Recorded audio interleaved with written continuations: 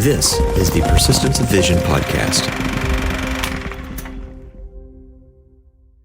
Hi, welcome in. This is Clint, and in every episode of Persistence of Vision, I sit down and have a conversation with other creative professionals where they share their own career stories and the lessons that they've learned along the way.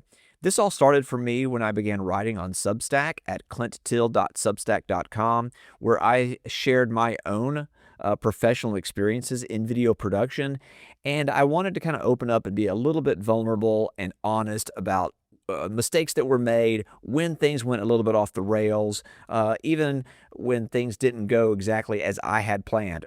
What happened? What did I learn from those experiences?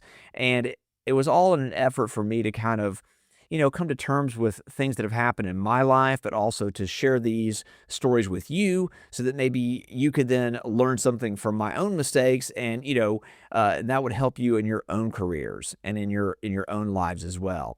And then I started thinking, well, I'm probably going to run out of my own personal stories, so why not invite others to come in who are also in this same industry, and we'll sit down and we'll have conversations, and I'll let them just share some anecdotes from their own lives and how it really taught them a lot about their own careers, their own lives, working with people, just the world in general. And this month, I have a great conversation with Anna Birkedahl. She is a wonderful, very talented video producer who has a long history both in public broadcasting and as a TV news anchor for a local affiliate. And I really think you're going to enjoy the perspectives that she brings. So without further ado, here's my conversation with Anna Birkedahl. Anna, thank you so much for coming on and being part of this podcast today. I am so excited. Thanks for Yeah, having me. yeah, absolutely. So, have really been looking forward to talking with you specifically because I know a lot of people who have been in the news business. So, the people that I've talked to so far in the podcast have been filmmakers, video production professionals, but part of what I'm doing is I'm opening up those doors for anybody that works in any kind of video production capacity. And so you having such a strong history in local news, I thought this would be a great opportunity to kind of expand those conversations a little bit. So I'm glad you're able to join me. Oh, cool. I'm excited to bring a different perspective. Yeah. So first of all, just introduce yourself. How would you introduce yourself to somebody professionally? Well, I guess the biggest word to use would be producer right now. It's kind of an overarching term. No one really knows what it means. It has a lot of different meanings, but I'm a content producer. And that's probably what I've been doing from my very first job. I was a music major in college. I studied opera, but my first real job in the industry was a classical radio music announcer. I think basically because I knew how to pronounce all of the crazy names of the composers and the conductors and the ensembles. But I was in public television at that time in the building with Georgia Public Broadcasting, and moved over to TV. I mean, in public broadcasting, basically, if you expressed interest in a job, it's yours because not a lot of people want to do all the different things.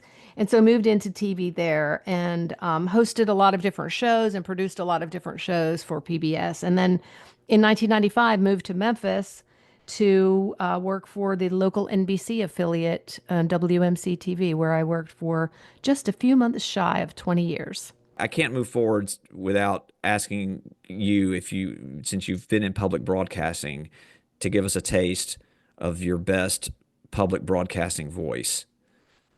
I'm gonna do that with the biggest mistake I ever made, because when I came out of college, I had no experience in broadcasting. I ended up taking more broadcast journalism courses after that.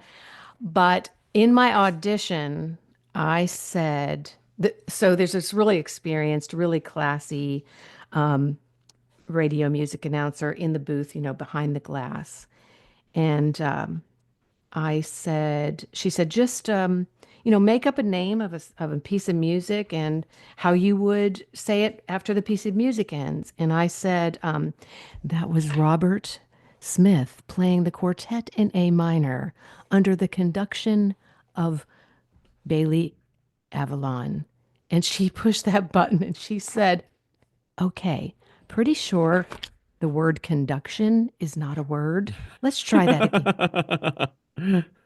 And and I got the job. I mean, that's what I'm saying. It's like PBS, it's like if you care, you can work there. When you said producer, no one really knows what that is. I was thinking about like, you see film credits, you see executive producer. And so it's Yeah. just like, hey, come help me out with this. I'll give you an executive producer credit. And They wrote a like, check. yeah, like, yeah. What did you really do? Oh, you gave us money. Okay, great. Right. And And then went to the there's premiere. Yeah, yeah, and then there's that great I don't know if you saw it years ago, there was a great video that was making the rounds about how ubiquitous and overused the word storyteller is and how Yeah. everybody it's like I'm not really a civil engineer. I'm really a storyteller. I'm telling the story of, and everyone's a storyteller. I know, but in news, that's really what it is. That's I true. told a Yeah. story at 5 o'clock, another story at 6 o'clock, and another story at 10 o'clock. But I also anchored on the weekends. And I think that's where my skill as a producer, and I will give you the definition of what I see as a producer, at least what I like to think of myself as a producer, because when working weekends, it was a skeleton crew expected to put on the same quality of newscasts that ran every day, Monday through Friday, with a third of the people or less. And I took on that challenge. I was the anchor, but really just sat up at the assignment desk with the producer, and we figured out a way to make a really good show with just a few people. And what I was happiest doing that was bringing people together. It's kind of an underdog syndrome, I think, collaborating, lifting people up, helping them grow and shining a light on them. And that was what was so fulfilling to me. And so every job since then, I can fit into that mold, right? I can fit into that spot comfortably where we have a job to do. I would like to make that job easier for you, more fun for you, more fulfilling for you, and help you through the toughest parts of it. And that's kind of how I produce. Yeah, and I think for me, coming from a filmmaker's background and also as an independent video producer, that's my background. So I spent 10 years, freelancing essentially. And like you're saying, in my world, I was constantly dealing with producing marketing videos for clients who didn't have a whole lot of money to spend on the video. And so, how can you maintain high production value and how can you deliver something that really wows the client, knowing that, the budget levels I was dealing with are not your big brands. These are local mom and pop places. And then, of course, from working in independent short film with zero budget, just borrowing and calling in favors, having to figure out through those constraints how to be creative with the resources you have, I think really has fed in well to what I do now. Every year when you worked in public radio or public broadcasting of any kind, you never knew if the next year the government was still going to fund it. You know, there was always this threat to the arts. That was in the late 80s. And every year it's like we could just be gone next year. And I just couldn't handle the stress of that. I needed more job security. So the interesting thing is when I left there and went to commercial television, I thought, oh, this is going to be great because they'll be more professional and the equipment will be better and things like that. And as it turned out, none of that was true. The crew I had on the floor and the director in my ear in public television was better than any crew I ever had in commercial television. I just didn't know any better. I kept thinking, it's the big time. I'm going to the show. Yeah, yeah. There's a good lesson to be learned, I think, from the standpoint of, yeah, we all, it's always great to have extra money and be able to afford a lifestyle that you want without stressing. But the people you work with matter, and the culture matters, and the leadership matters. And so it sounds like there's a little bit of that for you in public broadcasting with the people you worked with and the kinds of projects you were able to work on. Yeah. I mean, I haven't said anything as far as being a producer, haven't said anything about the end product and my desire for that to be excellent, but of course that's there. On any scope, right? With any amount of resources to just make the best thing you can make, and do it with people who feel the same. I think it's a matter of like-mindedness too, and that synchronicity between people. And at PBS, we all had that same feeling. Yeah, and there are definitely certain jobs that you could really only pull off when you're like in your early 20s or something and you're single and you don't have, the mortgage and all the responsibilities that come with aging. Yeah. So that's why like I encourage people because I was always a homebody, so in my stage of life now, I kind of look back and would tell my younger self cast your net wider. Like, don't be afraid to get out there and do these different jobs and go to these different places and meet all of these different people because this is the time to do it. Oh, absolutely. Absolutely. And I had a side hustle back then. I was a dancer from age 3 to age 23, tap, ballet, and jazz. And while I was in PBS, I was in a modern jazz company and just trying to keep my skills up because when I moved from Pittsburgh to Atlanta, I still wanted to keep dancing.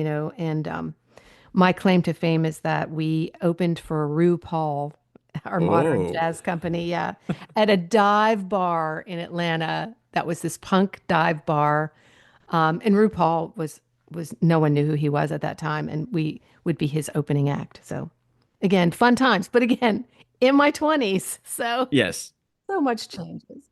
The Yeah. flexibility and the risk taking. And I heard someone said today about, if I eat soup and crackers for the next 7 weeks, I can afford that pair of pants I want. And it was a lot like that. Yeah. Yeah, I had a similar experience working camera for a like an 80s cover band at a college bar. And of course, yeah, that was when I could stay up till 3 a.m.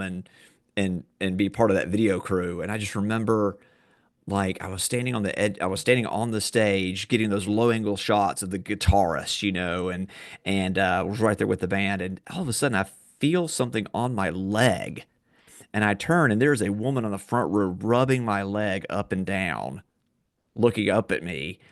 And I'm thinking, I'm just the camera guy. Like I'm not even in the band. What is happening? So yeah, But you that were was it. one leg closer, I one was she leg closer yes. to the stars. She's like, maybe if this I can get in good with this guy, he'll get me in to see the band. So I just have to ask you, coming from public broadcasting. I mean, I'm sure you were a huge news radio fan when that TV show was big with Oh, Phil yeah. Hartman. And did you ever watch that? Oh, yeah, for sure. And of course, Yeah. the movie broadcast news, I wore that out. I mean, that was one of my favorites. So are you a sucker? I'm a sucker for any movie that has to do with journalism. Like Yes. all the President's Men, Yes. Spotlight, anything where some reporter or some newscaster is digging into a story and uncovering things. Like I'm a sucker for those kinds of films. Me too. And there was also an Aaron Sorkin show several years ago, I believe, on HBO. Was it called The Newsroom? It was Jeff Daniels and that Oh whole yeah. Olivia Munn. I was really like that show. That show was kind of spooky because I don't know if you watched that, but they were covering storylines that just 2 or 3 weeks later, that thing would actually happen. It Oh was wow. very strange. And I don't know if there was something brewing that they knew and they thought, let's just take a chance and say this is how it's going to work out. Like, I mean, like wars starting and people being uncovered for things that they were doing. It was crazy. If you get a chance to watch that, watch it. I tried watching the morning show, which is more current, and it's just like a terrible soap opera, but the newsroom was a really good show. It made me remember the good things and the bad things about being in a newsroom. I always like to think about either big first break stories or either big first lesson stories. I don't know if there's anything that came to mind for you where you had kind of like either a big break or a big first teachable moment. Well, I'm going to start with something that I learned while in PBS, and then that's gonna carry over to something that happened to me in television, commercial TV news. In public television, we fundraise, and I forget what they even call them now. The fundraising periods where you watch a show for 5 minutes and then you listen to people ask you, if you want to donate and get a tote bag. And I used to be one of the people who would be on the set with the phones ringing and things like that. And if you were talking and saying, for $20 a month, you can get this, and just think about it. Public radio is hands free. You can get ready in the morning and put your makeup on and comb your hair, and so I really developed a knack for being able to just keep on talking. I was kind of known for that.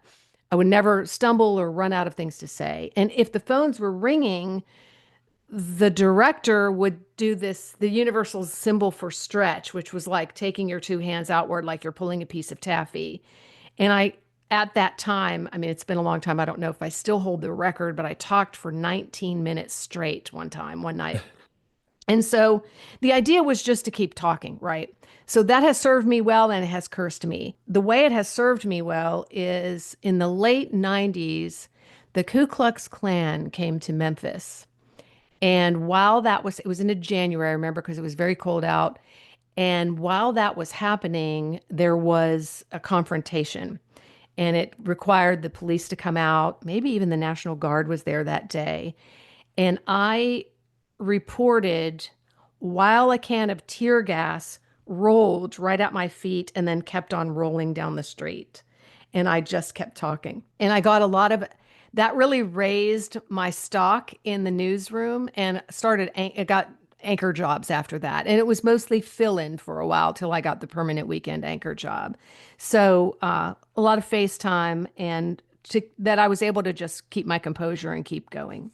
Where that did not serve me well was one night I was anchoring and we were about to do the weather, and the weatherman was not there yet. The meteorologist, I should say.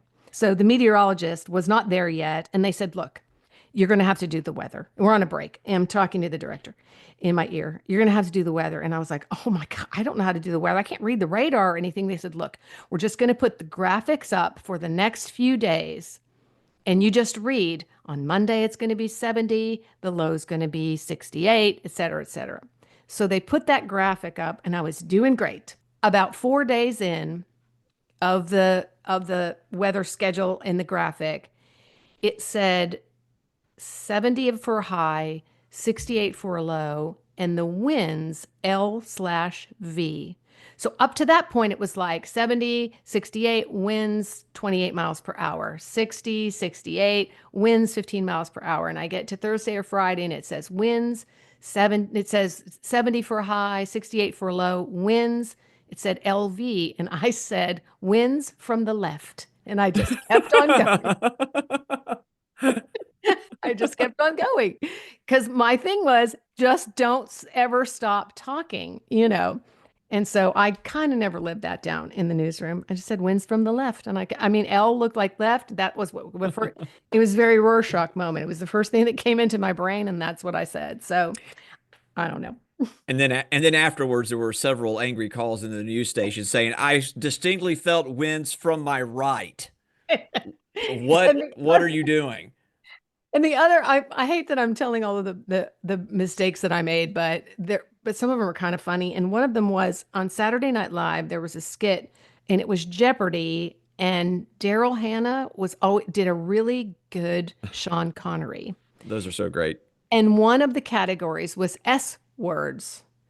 And every time it would come up, Daryl Hannah as Sean Connery would say, "Swords for 500, Alex." And so that doesn't sound like Sean Connery at all. It sounds like I'm working a bagel shop. But anyway, and one night on the news, I said the word sword. And the emails just piled in and the phone kept ringing because I was so used to hearing the word swords from Yeah, I watching guess Saturday it Night got Live. it got stuck in your head. I'm Well, really I'm really a frustrated comedy writer. That is really my all-time dream for a lifetime is to just be in a room with a bunch of comedy writers and write funny things. yes, oh my gosh, I'm exactly on the same wavelength. There is something so admirable about comedy writers and how they can come up, especially the SNL writers, and come up with new material every single week. Now, a lot of the short films I do are comedy films, so I take a lot of pride when I get into film festivals listening with an audience to make people laugh. Like I Oh, love making people laugh, but they are on a whole other level, and that it would just be so great to sit and listen and talk to them and learn. yeah. I don't even want to actually do it. I just want to watch it being done because there's no way that I could ever get good at that at this point in my life. But I just want to be a fly on the wall, or I'll get the coffee. I don't even care. Send me on coffee runs and just let me see how the sausage is made. Well, we'll have to work on the Sean Connery impression, but I'll let it slide for now. I know, God. When you were talking about public speaking and being able to just keep talking, I think for anybody that can take a public speaking course, or like for me, I credit a lot of my experiences in public speaking growing up. And then I did a lot of theater in high school and college. I mean, there's something about doing that that helps you in so many facets of life that you don't even realize, not only in your job, but even in social situations. Like it helps you to think on your feet. It helps you to, respond in a timely manner, it helps you to think things through logically because, when you're dealing with in a creative field, you're dealing with differences of opinion. You're dealing with having to defend your own creative positions. And so to be able to have a public speaking theatrical background or someone like yourself in news, public broadcasting, I think serves you so well in other creative pursuits where you can say, as an editor or as a filmmaker or as a video production professional, now here's why I did what I did. And let me run this through with you logically, is so helpful. Now, for me, when you talk about how you can kind of go through and just keep talking, I kind of feel like I could do the same thing, but I also feel like my mouth gets ahead of my brain a lot of the time. And so I find myself starting a thought and then stopping and kind of taking a hard right and going on a whole other path, or then I repeat myself a lot. Like I need a lot of runway sometimes to get my thought out.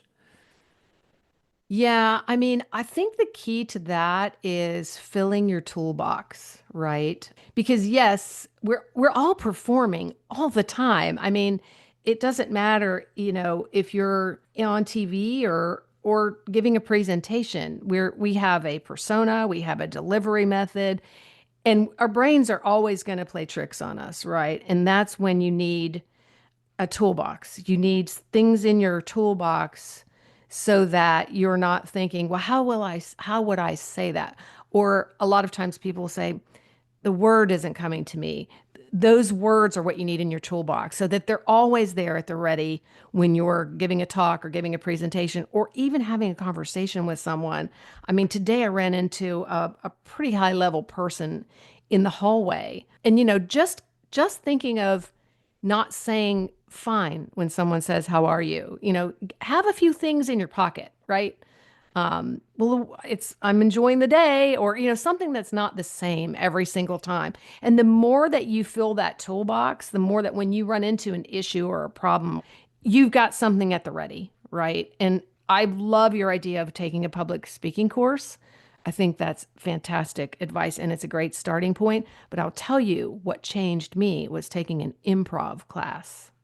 Yes. And I almost cannot even explain what happened. But I was singing in a band. I still try to do music, just not to where it's where I don't like it anymore when money and with money and all that in the industry and stuff. I do it for fun. And I took an improv class, and this band I was in, we would perform like once every 2 months or three. And right after I finished that improv class, I came to one of our performances, and three of the guys in the band were like, "You came out of your shell tonight," because we'll tell you where I don't like talking is on stage during music. Do not ask me to introduce the next song. Don't ask me to introduce the band.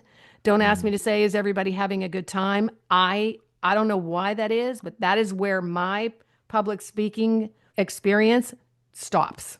I don't like it. I would rather be behind. I really like being a backup singer. I'd rather be behind a curtain and just contributing to the music. But improv really changed me. It really brought me out of my shell and made me feel seen and not being afraid of being seen in that particular place in time.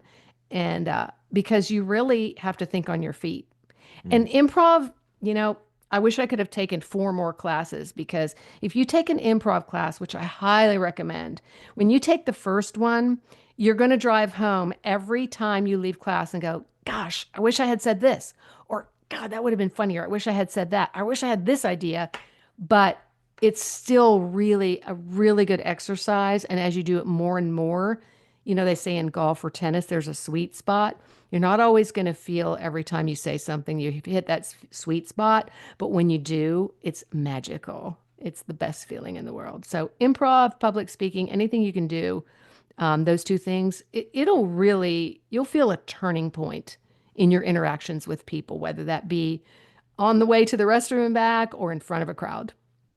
Yeah, and I think with the on stage performances in particular, one of the things I learned from being in theater when you're talking about improv or any kind of performance is don't be afraid to make a fool out of yourself. Yes. Because when you're sitting watching someone perform on stage, whatever they're doing, improv, scripted stage plays, music, whatever, if they're timid, you as an audience feel more embarrassed for that person.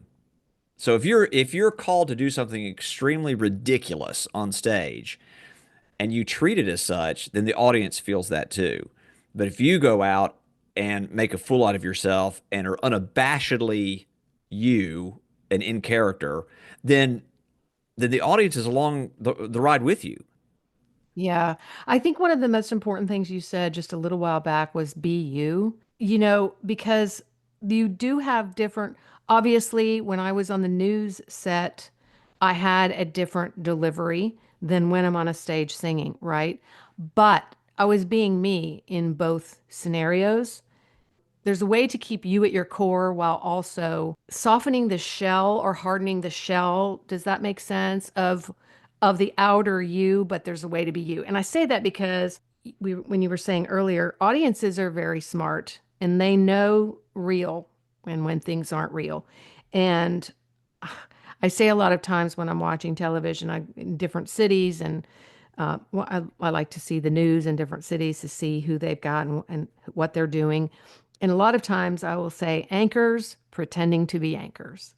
I know when an anchor is pretending to be an anchor. They have this thought in their head of what an anchor should be. And I think the reason that I did as well as I did anchoring the news was because I was just me.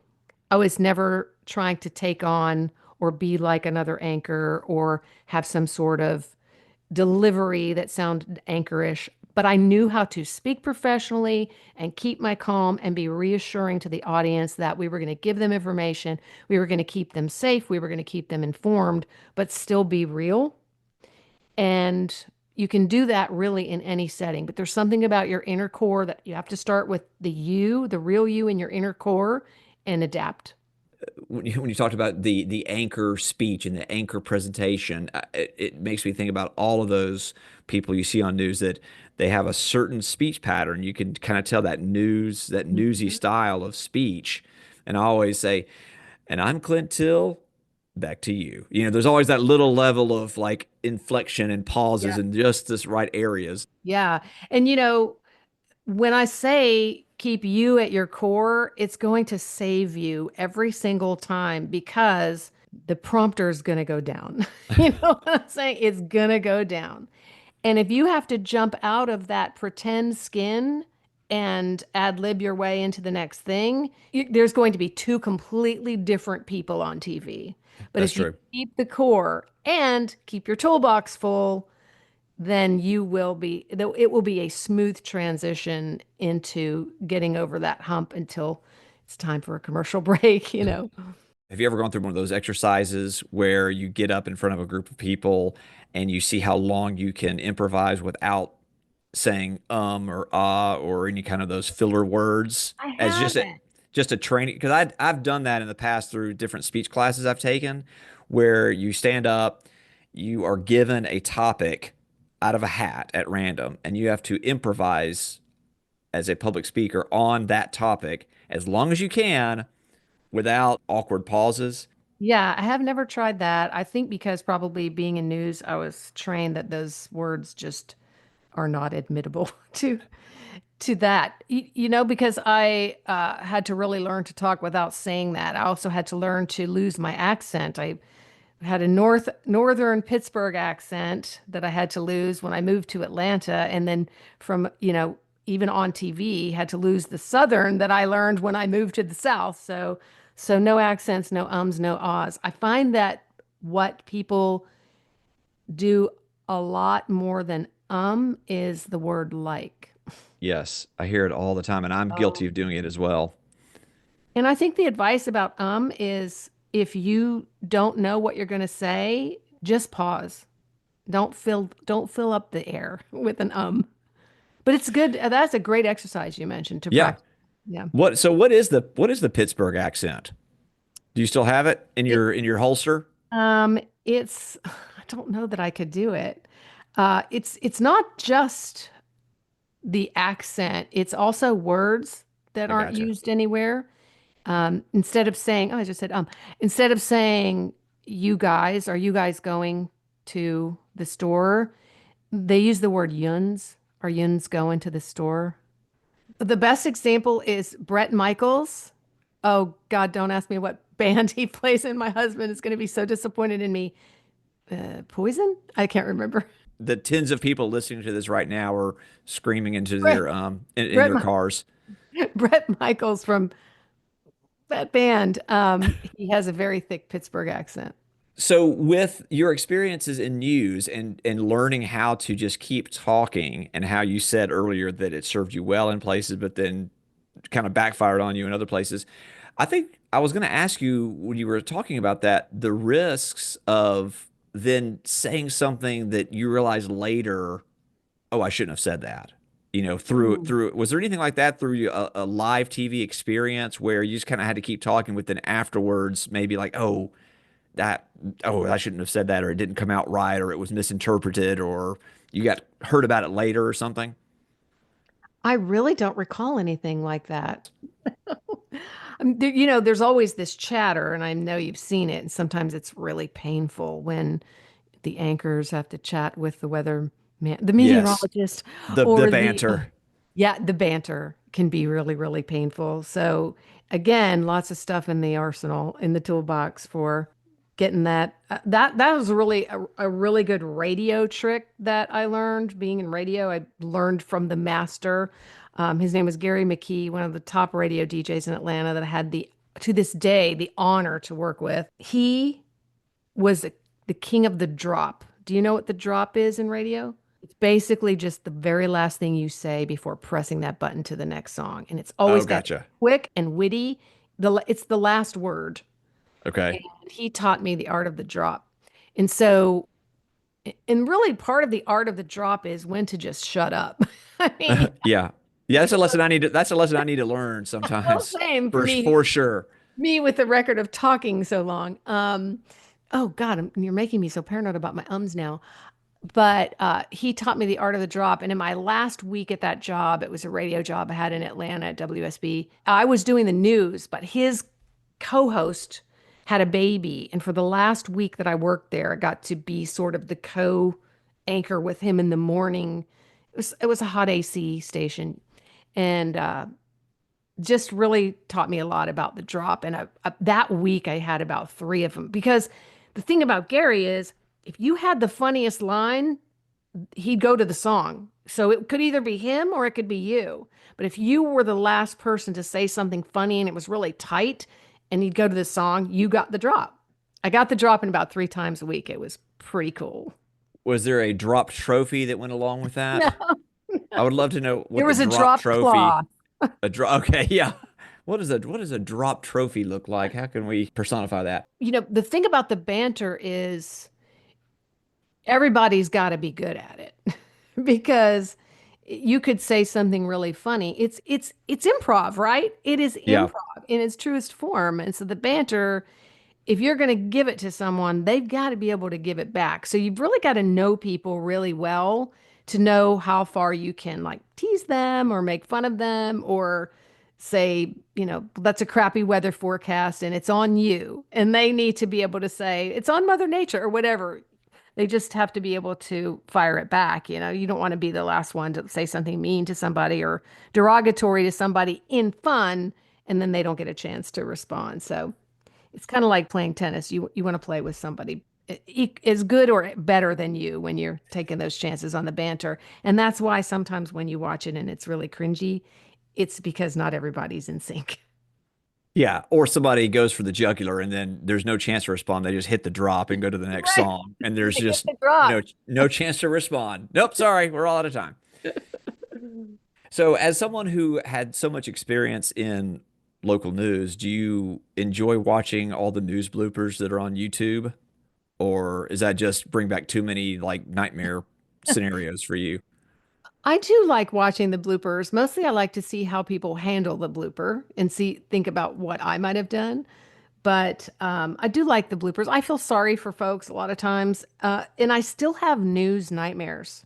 Oh, I bet. Yeah, I have a lot of news nightmares. Most of them are my microphone is stuck in my shirt and I can't get it out and I'm live. Or I look down at my notes and they're just gibberish. If you just so many things that could go wrong, or I'm on the anchor desk and I look up and the prompter is sheep jumping across it. Things like that. Just really intense work nightmares. I don't have nightmares about that. I don't have nightmares about any other job but that one. I was thinking about the news blooper, your response to the news blooper YouTube question, and how you're thinking about what you would have done. So I'm going to pitch a YouTube channel idea for you. You are the news blooper coach, where you get a telestrator and show news bloopers and break it down, and then you're on there in a little picture in picture giving, all right, see, here's where she went wrong. Okay. Breaking it down game film style, and then you're helping other future newscasters out there as the news blooper coach. Don't let this happen to you. I think Daniel Tosh might sue me. Well, yeah. Well, but you would be I'm doing it coaching yeah, you would be doing it in a professional capacity, in a constructive manner. under the guise of consultant. Yes, yes. You're a storyteller. I'm telling the stories of how people screwed up, and now I'm helping them to get better at their jobs. And we've come full circle. Yes, and that's a callback for those in the biz. That's right. You mentioned earlier about like what you enjoyed about being in the news. And I know we've talked about it before, like what you really enjoyed about that when it comes to helping communities or bringing light to something. So maybe talk a little bit about that just on a personal note, what you loved about that job and those times and those experiences, or maybe anything specific where you remember a time where, oh, I felt really good about this story or this moment in my career because it really shed a light on a certain situation or an issue or something. Well, first of all, my favorite news was breaking news because I really liked after 10, 15, 17 years, the stories start to sound the same. So breaking news was really, please throw me a curveball so that I can have a little bit of exhilaration and excitement. But as far as being out in the community, just in general, there were many times where people were suffering and we got them help. And that was really the best feeling of all, of just being able to make a difference. And that could be anything from trash that just wasn't ever picked up for weeks and their block looked terrible. And because we had the power to hold community servants' feet to the fire, they things got done. And any time that we could do that was really great. But really, the reason that I got out of news, and it took me a while, was not being able to help. Because if you think about it, a lot of us reporters approach people at the worst time in their lives, asking them for something, which in the news is a sound bite.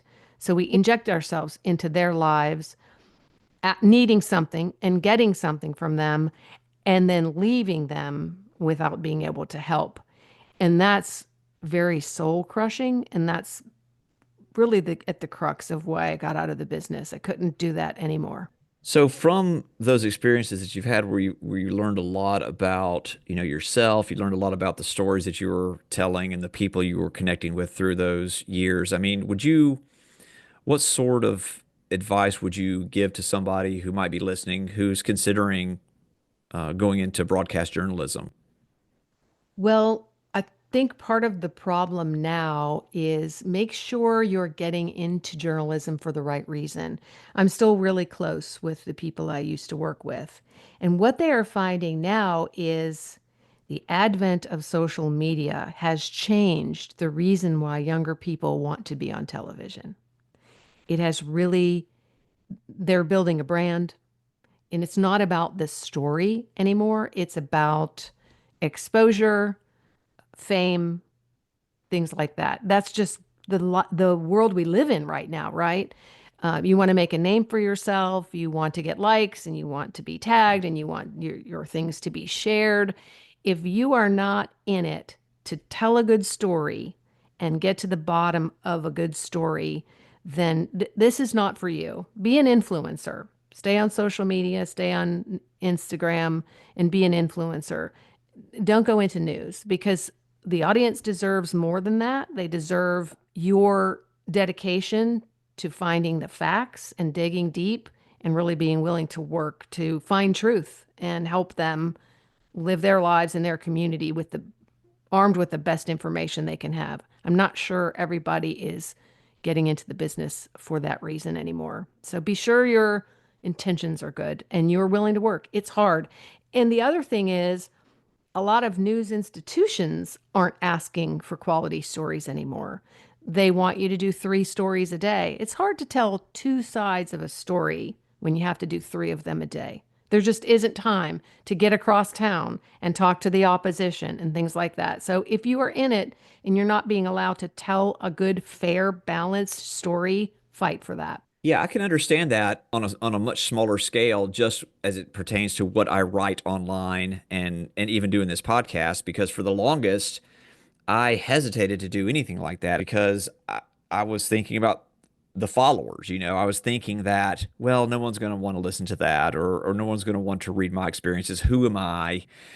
But then, to your point about getting into it for the right reasons, there's that switch that flipped for me where I just wanted to try and help people by sharing my experiences and being vulnerable about where things went wrong, where I made mistakes. And here's what I've learned about it. And here's what I've learned about life and my career and about working with other people. But that's what kind of got me started is finally saying, I'm just going to put it out there. And if people listen to it and find it and read it and are helped in some way or are encouraged in some way, that's great. I will say that I have 100% satisfaction rate from my mom. So I've got that What's going for most me. important? Yeah, exactly. Yeah. She You've emails me got to every start there. time. Yeah, she emails me every time saying, your story was great today. I loved it. And I said, thanks for being a loyal listener. Here's a tote bag. I want to leave you with a couple of things. One is when I was in the 7th grade, I was really into horoscopes. Horoscopes. Horoscopes? Yeah, I think that's Sports for probably 500 interchangeable. horoscopes. Anyway, you That's edit that. I feel horoscopes. confident.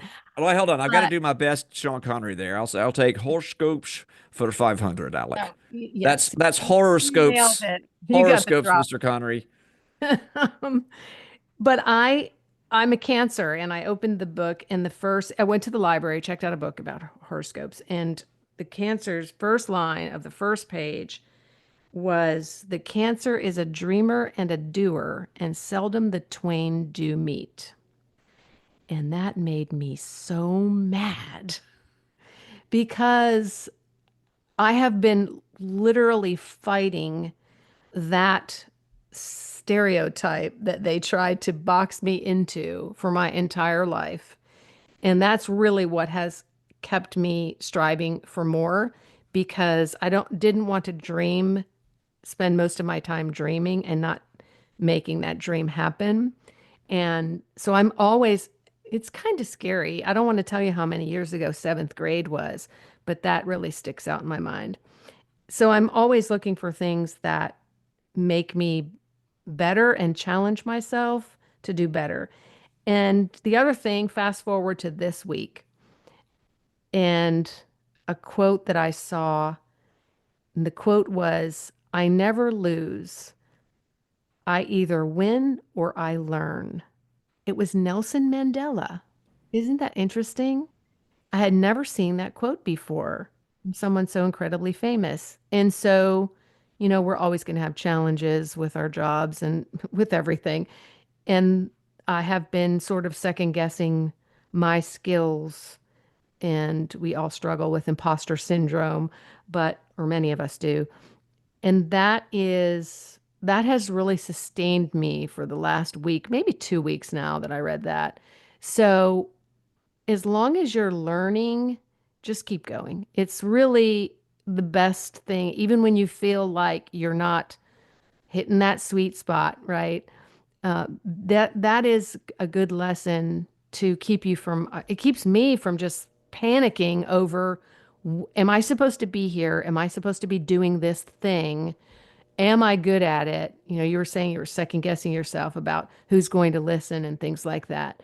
If you just either win or you learn, then nothing can really go wrong, right? I'm learning through the doing. Like I'm learning through the making of something. So every time I do a film, I'm taking something that I learned from the previous film I did to get better. And I think in order for us to learn and to get better, just finding those things that you can do that's just for you, where you have the final say, where you're not answering to anybody else, because when you are in a creative business where everything is subjective, it can get difficult and you can get discouraged when you're dealing with lots of opinions in the room.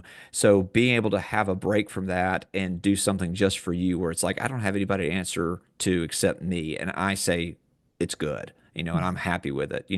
That's really important for me to do anyway, just to kind of create something all the time. I would be remiss if I didn't ask you for the biggest nightmare story you have, whether that be from your days performing on stage, either in dance or music or on air with news. Just everyone loves a good behind the scenes where everything kind of went wrong. The one that just pops into my head, because I'm sure there are many. It was Christmas time. No, it was Black Friday. So it was Christmas time. It was Black Friday. And a lot of times during Black Friday, you would go to a store and see how long the lines were and see how people were fighting to get in and what bargains they were getting. And I was in a roped off section at a famous big box retailer that has a bullseye for a logo. They let me in the store. And as people were checking out, walking toward the door, if they wanted to stop, I would say, come and show me what you got, or come and tell me what bargain you got today. Tell me how long you waited in the line. And I was standing there and I waved a woman over, and it was an elderly woman, and she had a bunch of bags. And she walked straight up to me and she said, I got brain cancer. So clearly she was not 100% there. She was with someone, so she wasn't shopping alone. And that was shocking. And I had to really think quickly on my feet. And I just said, oh, I am so sorry to hear that, but I hope you have a Merry Christmas. So it went well. When I got back to the station, people were applauding because they thought that they didn't know how I was going to handle that. But you just got to be ready for anything. And that was kind of a scary moment. I'm just glad that I had something in my toolbox. I know I've been Yeah. saying that a lot. Maybe that should be the name of my book. Put something in your toolbox. I always like to give people that come on the podcast a chance to plug anything that they've got going on, things they're working on. Where can we find you online? What are you doing? Anything you want to share? Well, you won't find me, but you will find my husband and a really close friend of his. I produce a podcast called Memphis Flash. My husband is a lifelong Elvis fan. He's a professional musician, full-time musician. He's plays all over Memphis. He's played across the world. And he and his friend Mark are Elvis. They're nerds, but they don't mind me calling them that. But they are Elvis aficionados. And I would hear my husband talking to Mark on the phone for a long time. And when Brad would get off the phone with Mark, I would hear their conversations. I would say, gosh, you guys should do a podcast because what you're talking about is so interesting. And so it's called Memphis Flash, and it's an unofficial Elvis Presley podcast with Brad Birkedahl and Mark Schaefer. And I've had a lot of fun. I really, really appreciate you taking the time out to talk to me. Me too. And I really agree with your mom. You're very good at this. Well, thank you. I hope to keep getting better and learning and moving forward. I learned a lot too. And that's my conversation with Anna Birkedahl. I hope you enjoyed it and took some things from it. Anna, I've known for about 10 years now, and she is just an absolute pleasure to work with. She's extremely organized, talented. She knows what she's doing. She knows this business. But on top of that, she's just a real, true collaborator, someone that really, really helps you feel like you're part of the team. She brings people in, brings people together, and is just just a good person in general. So I'm very pleased that I've gotten the chance to know Anna these past several years and work with her. So every time I have an opportunity to work with Anna, I jump at that opportunity because it's just going to be, I know it's going to be a joy. As always, be sure you subscribe to this podcast. Be sure to leave a review on Apple Podcasts, rate the show. That helps us here to kind of get the word out to let others know about this show. You can subscribe to my newsletter at clinttill.substack.com. You can find everything that I'm doing online at linktree.com/clinttill. This has been Persistence of Vision, and tune in next month for a brand new episode.